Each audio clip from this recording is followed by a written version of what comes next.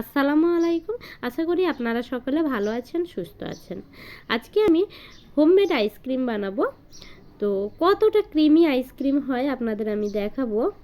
তো এই গরমে আইসক্রিম খেতে কিন্তু দারুণ মজার লাগে।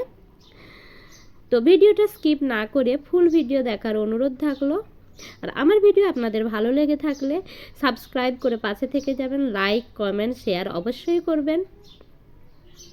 তো চলে যাব আজকের রেসিপিতে।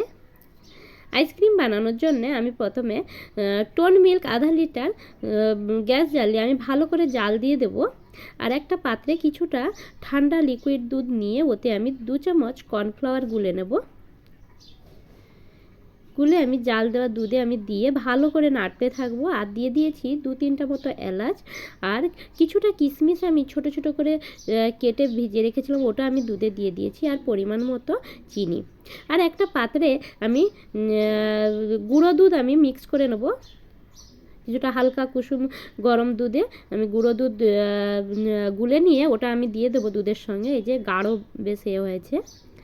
এবার আমি কিছুটা মালাই নিয়ে নিয়েছি।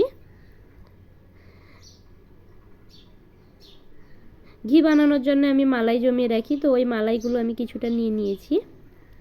নিয়ে আমি ভালো করে ব্লেন্ডারে ব্লেন্ড করে নেব। এই যে এরকম হয়েছে।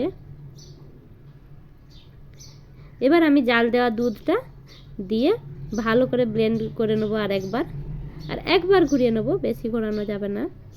এবার একটা পাত্রে আমি নিয়ে নিলাম। নিয়ে এবার 8 আওয়ার্স মতো ফ্রিজে রেখে দেব। এই যে 8 আওয়ার্স পর দেখুন কত সুন্দর হয়েছে আইসক্রিমটা। খেতে কিন্তু দারুণ স্বাদের হয়।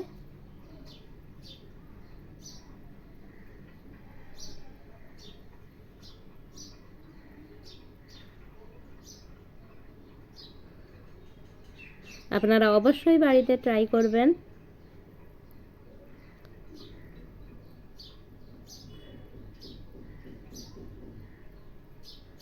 ভালো থাকুন, সুস্থ থাকুন। দেখা হবে আবার পরের ভিডিওতে।